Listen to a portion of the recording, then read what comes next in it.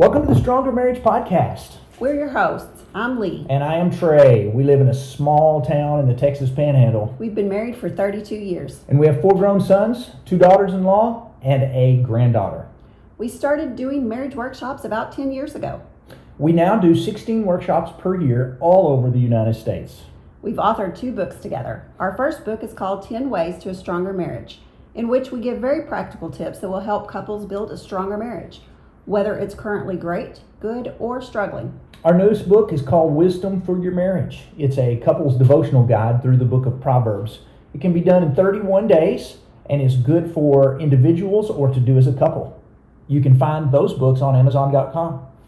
We hope to offer tips and encouragement along your marriage journey, and you can find more information about us on treyandlee.com. Again, welcome to the Stronger Marriage Podcast. Glad you're here. Welcome, everybody. Glad you've joined us today. Hello, everybody. We are working on a Wednesday, trying to get a podcast done, and we are excited about our topic today, which is kind of a part 2 to last week, I guess. Yeah, I guess we had a lot of response, maybe, to our last one about conflict in marriage.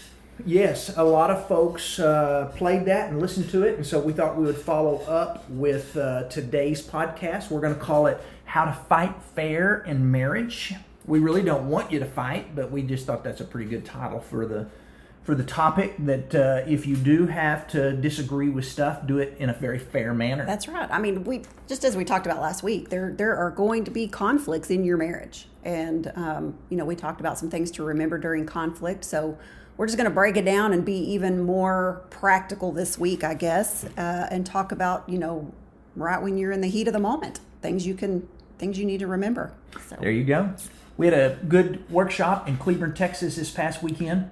We did. Yeah, that was a lot of fun. It was. We appreciate the church that hosted us down there and all their work to provide a good, safe location and safe setting. And it was a good weekend. A lot of good couples, a lot of folks learning, a lot of laughter, and just a good day to bless marriages.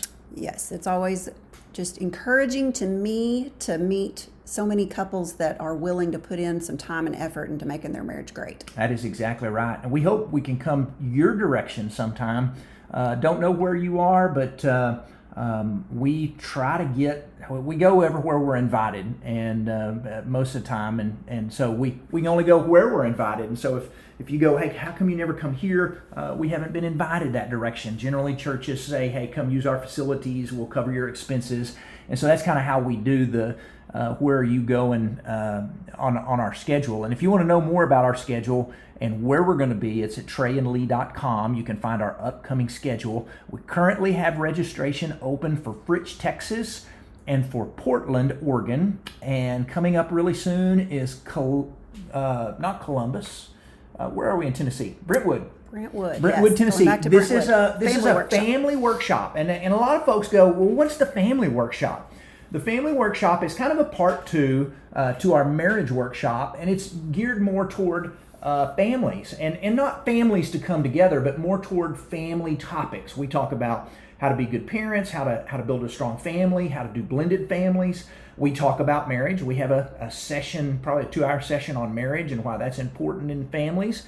And so we talk about things that are killing families today. And so if you're going, hey, I'm not sure about this marriage or this family workshop, I promise you'll like it if you'll come hang out with us one weekend. And we will be in Brentwood at the end of April. Look at that date and check it out. And if you're anywhere near Brentwood, Tennessee, come on. That is exactly right. You mentioned Portland. Yes. Up in the Northwest, and we do not get up in that area very often. So, we would encourage you, if you live anywhere close, or even if you don't live close, make it a getaway. Yeah, we're kind of doing that. Hopefully, we're going to take a couple of extra days and spend some time in Oregon. It's a beautiful state, and make it a getaway. We have a lot of couples that fly in for workshops. You may go, hey, we've never come close to your area. We have folks that drive in from long distances. They make a whole weekend of it. We've had a couple of couples that they came in, flew in for the weekend, and then started a vacation during the summertime. And so I think they came in, and so it's not abnormal to have couples that fly in for weekend workshops. And that's right. If that's something and you we can don't do, monopolize your time. We're talking 5 hours out of your weekend.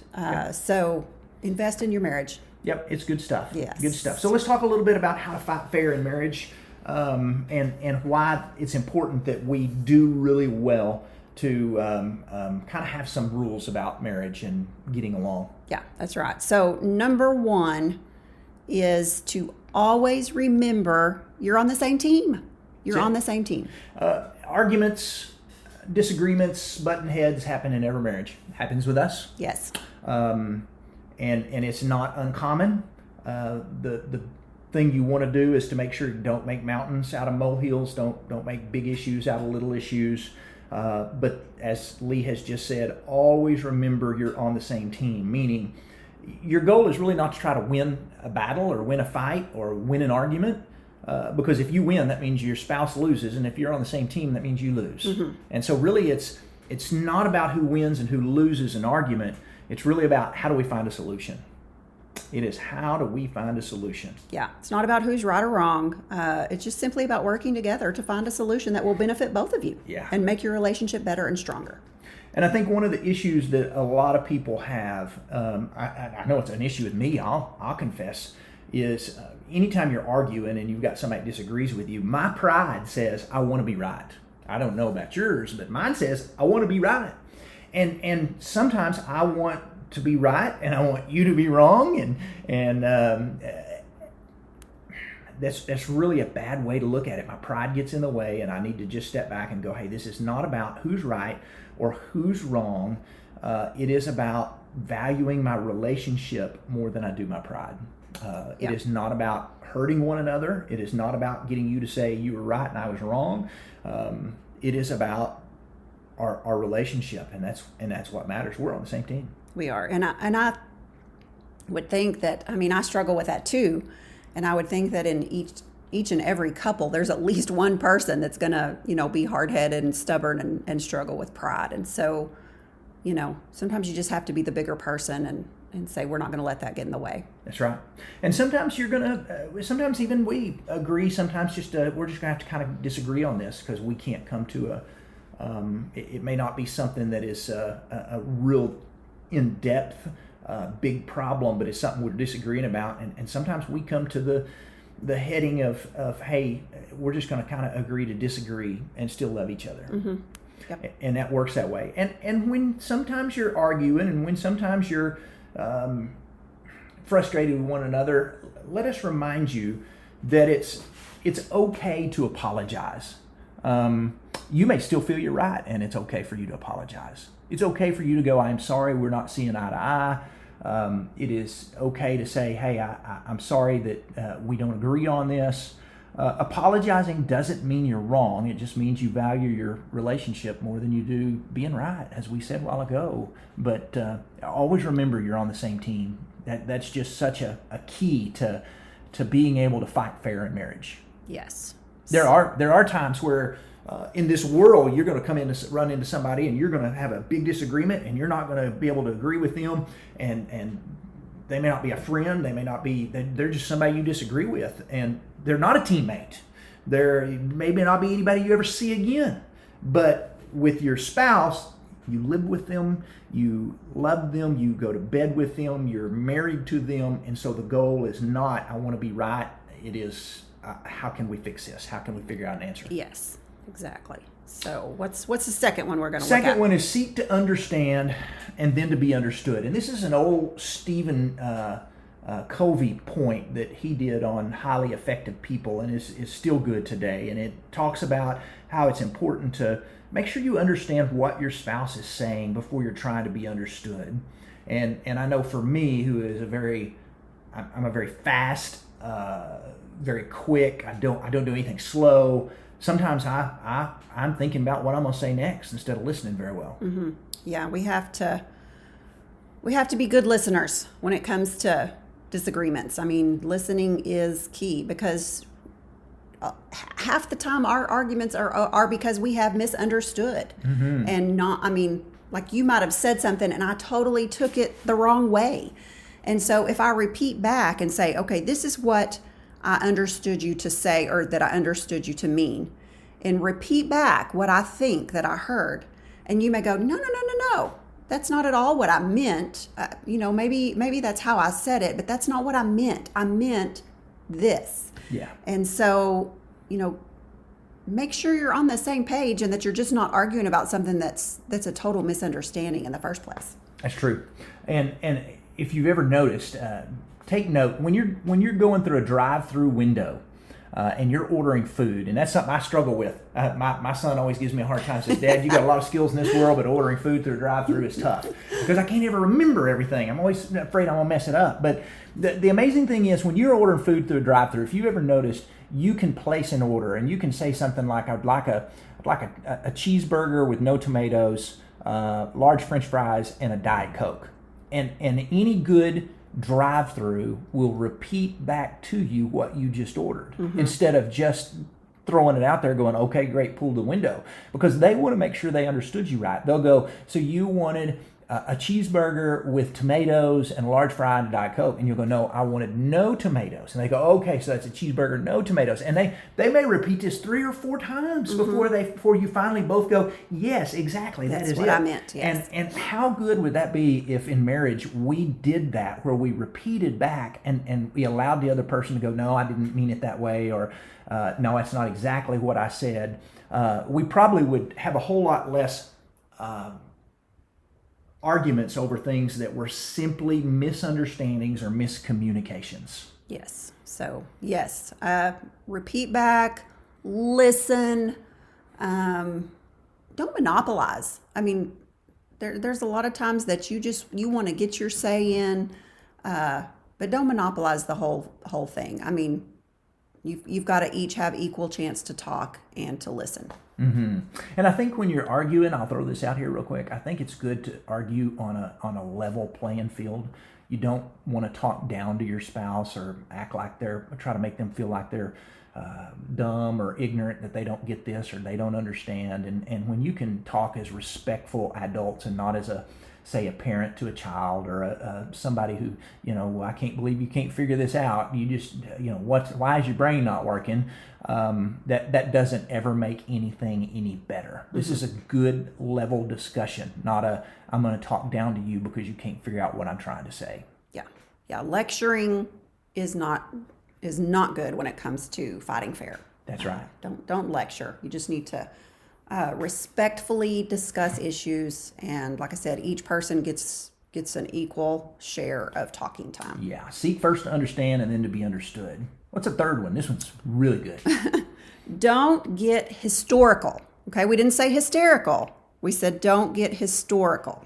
Yeah, that's good. You don't want to get hysterical either, and we're going to get there, but Yeah. but don't get historical. I had a man tell me one time that every time he and his wife got in an argument, she got historical. And I said, "Do you mean hysterical?" And he goes, "No, historical." She starts bringing up everything I've ever done in my past. And I thought, well, that's a terrible, terrible thing to do when you have forgiven your spouse of things, but when you get mad at them, you bring those things back up. Learn to forgive and forget. Yeah, we like to talk about in our marriage workshop that a key in marriage is forgiveness. It's like the old adage in real estate that the key to real estate is location, location, location.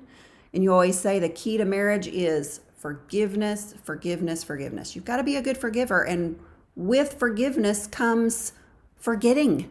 I mean, you don't keep bringing it up, because if you do, that means maybe you really didn't forgive like you should have. That is exactly right. Aren't you glad God doesn't do that to us? Exactly. Man, what if every time we did something wrong, God goes, "Yeah, you're always doing something wrong. Remember all the other things you did, and you asked Him to forgive you, and yet He drags on by you."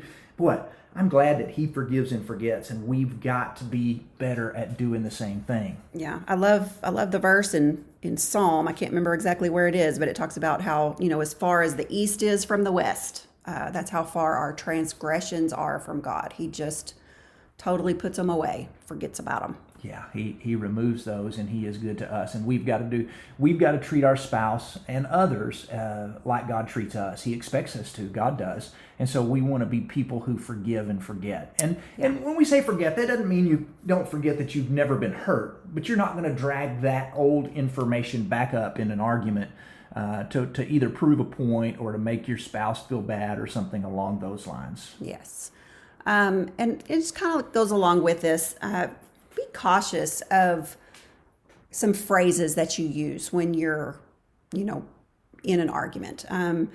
Don't use phrases like "you always" and "you never." Try to reframe it like, for example, maybe I would say something like, if I was really hurt and mad, well, you never want to spend time with me. You always put work and golf before me. That you could hear somebody saying that. But if you can kind of reframe that and say it in a way where you're putting the emphasis on yourself and say, I feel like I get the short end of the stick when it comes to your time. Then that way you're not putting any blame on your spouse, but you're putting it on, well, this is how I feel about the situation. That's a great point. That's a good point. And phrases like "you always" and "you never" don't make things better. Mm-hmm. That's casting blame. And so, like we said earlier, you're trying to find a solution, and you're not trying to, just be right or win an argument. So if you're going to fight fair in marriage, another thing that is very helpful is timing and location. Public is not a place to have an argument with your spouse. That should be something that takes place at home. Mm-hmm. Don't argue in public with your spouse. While it's okay to have disagreements in front of your kids, and your kids need to see that you don't always see eye to eye, they also need to see you make up. Mm-hmm. Timing and location are important, and an argument is something that should be done between two parents or a married couple without people around them. Mm-hmm. And one of the things you mentioned earlier was don't hit your spouse with something the second they walk in the door. Yeah, I mean, timing is important, and your spouse, maybe they've had a long, hard day at work, and the last thing they want to do is get right in the middle of something the second that they walk in the door. So plan for it. Maybe you could say something like, there's something that's just really been bothering me that we need to talk about, but maybe after dinner we can find some quiet time and go for a walk and maybe talk about some things. You remember as a kid your parents walking all the time, and it wasn't until later in life I think you realized that was kind of their time to work out some arguments. Because I asked my dad, I said, y'all always got along really well, you and Mom, and he said, we really, really did. And I said, well, when did you argue? I said, we just never really saw y'all pull off a fight or argue. And he said, anytime we had a disagreement, we made a rule that we would go walk around the park, which was just like next door to our house. They had a walking park. And said we'd go walk around the park, and we kind of decided we wouldn't quit walking until we kind of came up with a resolution or an answer. And I got to thinking back, there were some times I remember my parents taking off saying, we're going for a walk, we'll see y'all after a while. And they would disappear. And so that was their way of finding some time to go get some things worked out. I thought that was really, really good. When it gave us an idea that they realized their relationship wasn't perfect and they needed to work through some stuff, but they never pulled off a fight in front of us. Timing and location was important. Exactly. It was important. And you may start off, and you find yourself kind of disagreeing and realize the kids are listening to every word you're saying, and you can, one of you can just kind of step back and go, hey, why don't we find some time that we can talk about this later? And you may find out that it was a silly argument and there's really nothing to talk about later when it comes right down to it. But don't just sit there and drag it out in front of the kids. Timing and location are very important of how you handle things and where you handle things. And one of the things... distance yourself if you need to. I want to throw this in there before we go on. If something just happens right in the moment and you're both finding yourself getting angry, just distance yourself for a little while. This happened to us not too long ago, and we kind of started talking about it, and I was like, you know what? I can't do this right now, because if we do, I'm really angry, and I'm going to say some things that I'm going to regret. And so we just need to step back, and after a while, when we both cooled off, we can talk about this a little bit more rationally. But and that's healthy when you can recognize it. Recognize that, hey, my heart rate's getting up a little bit and my voice is getting a little louder. And recognize those signals and recognize that you need to take a step back before things are said that are going to cause some hurt. Because if you say things in anger, you're always going to regret them. It's always going to make things worse. So it's okay to go, hey, give me a little bit of time to cool off, and then we can talk about this. Yeah, because like you were fixing to say, I think a while ago. Yeah, there should arguing is never a place. This is our belief for screaming, yelling, name calling, throwing things. If you've gotten to that point, things are out of control. There needs to be some adjustments in anger and a short fuse, which is very unhealthy in a marriage. And so, yeah. Can you raise your voice a little bit sometimes? Yes. Can you get a tone a little bit sometimes? Yes. But when you're throwing things and screaming and calling names or cussing one another, or even physical abuse, that is a no in marriage. Physical abuse is a no in marriage. You said earlier the only thing that should take place physically after an argument is, well, yeah, the only how did I say don't know, that? it was good. The only physical contact that should happen during an argument is when you're kissing to make up at the end. That's pretty good, So, and that is something like exactly that. right. Yeah. That is exactly right. We in no form or fashion would ever try to say anything about abuse is ever good in any form or fashion. That is just something emotional, physical, any of those things, not good, and that should not be a part of your marriage. Yeah. Invite God to be a part of your argument. This sounds, a little strange to some people, but if you have, kind of planned a time that you're going to sit down and talk, pray about it beforehand. Ask God to give you wisdom as you're discussing things. Ask God to help you keep your cool. If you can sit down and pray together about it before you start talking, That's good. I think that's really going to help keep a level head, help you keep you calm. So for sure, ask God to be a part of your argument, your fight, whatever. So if I prayed, Lord, help Lee to see things my way. Yes. Probably not the No, way that's we're probably looking at. not the way you want to start That's out. not the way you want to start your prayer. Help my wife to see things the way I see things. That is not what we're talking about here. Exactly. Can I throw one more out? Yes. Okay. The last one. The last one. Okay. And I think it's good.